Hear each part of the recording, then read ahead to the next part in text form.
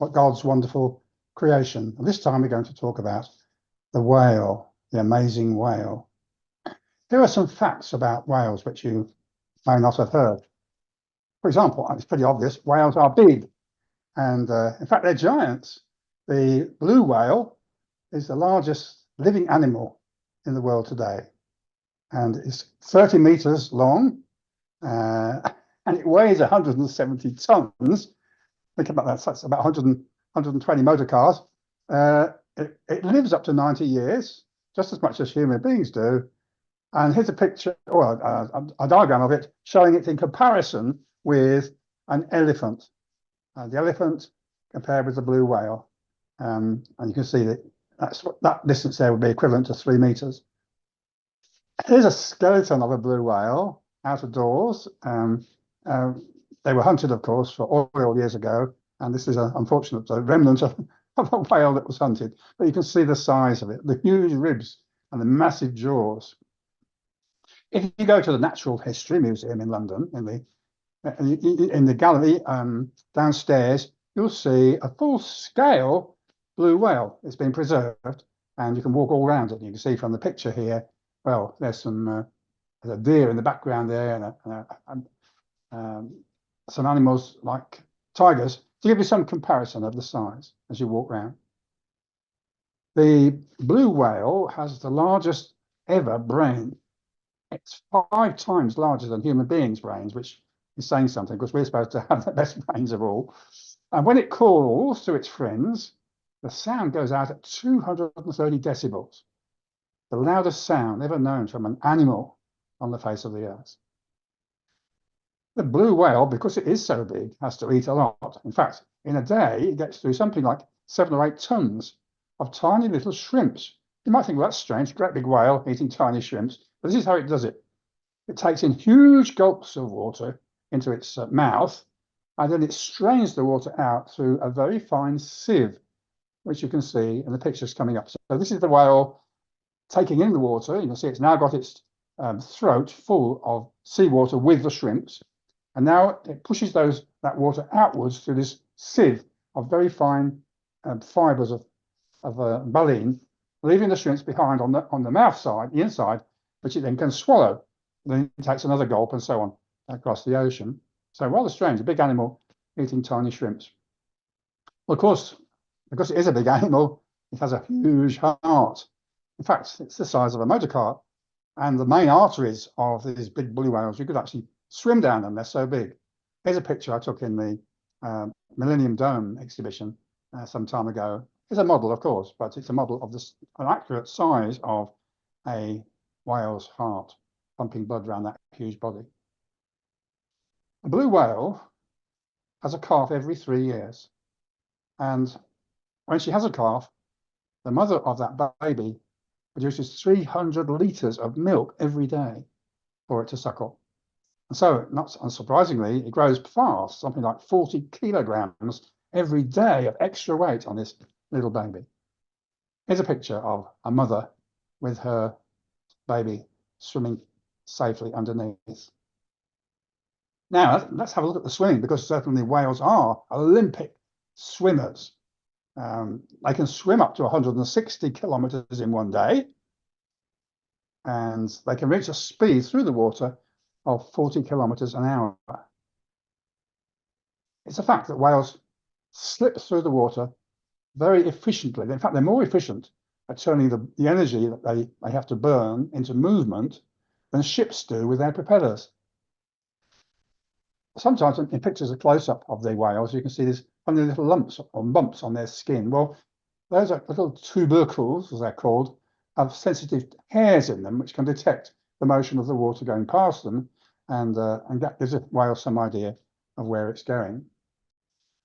On the humpback whale, there are some very pronounced barnacles or lumps on the flippers, and that was rather strange. But actually, the scientists tell us that those bumps on the flippers actually improve the efficiency of the flipper going through the water.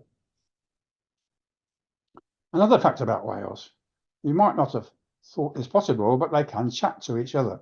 You see, whales are family animals, and They need to be able to communicate with their brothers and sisters and their parents. And it's known that they can easily communicate over distances of 160 kilometers, 100 miles in English. To do this, they use very low frequency sound, which we can't really hear with our ears, because low frequency sound travels well through water. And of course, they're surrounded by water. In fact, it travels in water 4 times faster than sound travels in air. That sort of sound that we pick up with our ears. So that's interesting. Very rapid distance communication over huge distances. So they can warn each other of danger that's coming. They can coordinate, working together in a hunt to catch other animals or fish in the water. And that's the way they can talk over huge distances. Once we went whale spotting in the Canary Islands. This is the trimaran on which we travelled. And we're waiting to see if a whale turns up. Well, we did find a pod of 3 female whales and 1 male, and they were sleeping in the water. They're obviously tired. They come to the surface so they could breathe from their spiracle holes on top of their heads, and they were fast asleep. So we took lots of photographs, of course. Eventually, it was time for them to go, and the tails came up out of the water, the heads went down, and they just disappeared from sight. But what a wonderful experience to become so close to these magnificent beasts. Now, some more facts about whales. Remember, of course, they're living in the sea, deep down in the sea, where it's very dark. The sunlight only penetrates about 10 meters in, and it starts to turn dark after that. The whales can go right down under the sea, well down. How do they find their way underwater when their eyes won't tell them anything? They need eyes on the surface to be able to see what's coming, and often you'll see them come out of the water to spot approaching boats and a source of danger like that. But most of the time, they're well under the water. Well, whales use echolocation, the same system as bats, bouncing sound off something solid and picking up the reflected echo to work out the picture. And this time, it's high-frequency sound, these pulses, which bounce back from solid objects and allow the whale to build up a picture of its surroundings in its brain.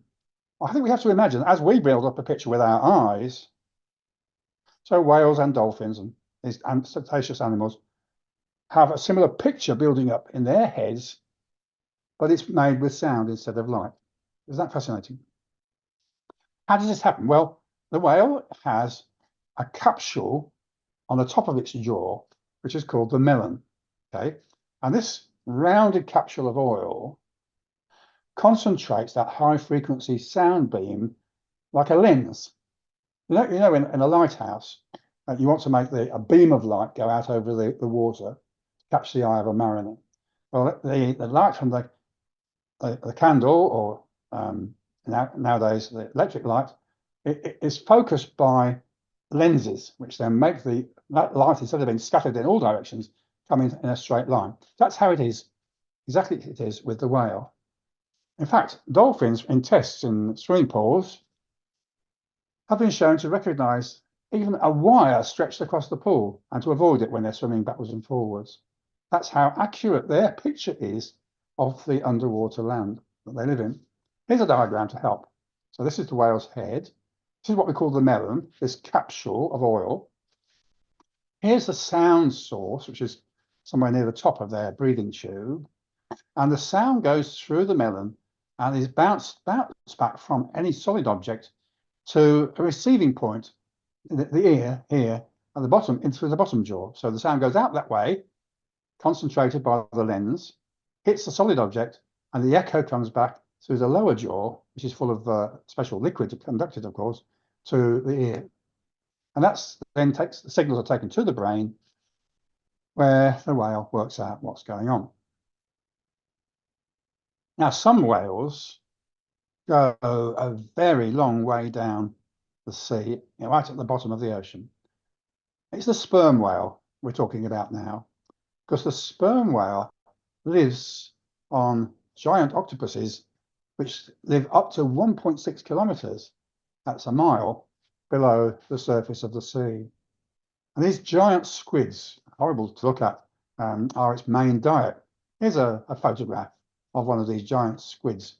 on the ocean floor. Here's a rather imaginative drawing of a giant squid fighting with a sperm whale who wants it for his dinner. Well, how does that work? How does the sperm whale get down to such depths?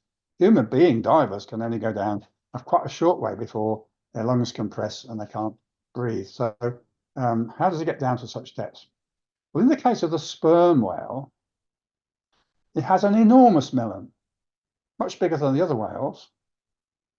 And this is full of a special oil called spermaceti, which actually changes density when the temperature drops just below body temperature. It becomes more dense than it was. So here's a diagram of the sperm whale. Here's this massive melon, 4 tons of oil in each melon there of a sperm whale. That's why years ago when whales were hunted, that oil was brought back to the UK to be used for burning in lights and for lubrication and so on. Here's a rather sad picture of some sperm whales that have died. They landed on the coast, didn't get off in time, and the tide came in and they died. But you can see here this massive lump of flesh which actually conceals and contains this special oil. So when the whale wants to go down to the bottom, it pumps with its lungs cold seawater through these tubes which pass through the melon, and the oil becomes heavier than seawater, and so the whale begins to sink. And when it's finished its hunting down below and wants to come back to the surface, it changes valves inside its head and it sends a blood supply through the melon to warm up the oil. And as it starts to reach blood temperature, the whale rises gently to the surface. Let's explain that. Here's the melon. Here's the blowhole and the nasal passage which goes through to the lungs. Of course, that can be shut off when it doesn't want it to swallow water. But it can take water through the blowhole and blow it out. It's a bit like an elephant's trunk, you know. You see pictures of elephants blowing water. Well, there's the nasal passage. Here are the blood vessels which permeate this massive melon of oil. And so to go down, it takes cold water through the melon and the oil begins to become heavy and it sinks. Vice versa, it wants to come up, uses the blood vessels this time, and it slowly rises to the surface. So that's a remarkable situation for a whale that needs to feed on creatures right at the very bottom of the sea. Pretty amazing, the sperm whale. One characteristic of whales is that they migrate. Many of them do anyway. They actually migrate over huge distances.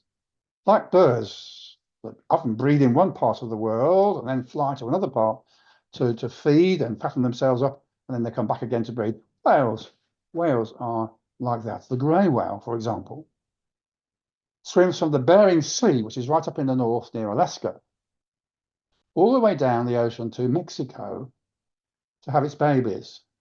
And then it goes back again. And that round trip is 16,000 kilometers, 10,000 miles. It takes 55 days approximately to take that journey, even though it's traveling 160 kilometers, 100 miles a day.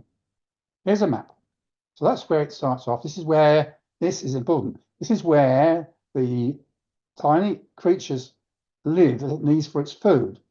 These plankton and crustaceans, minute sea creatures, only live in very cold water.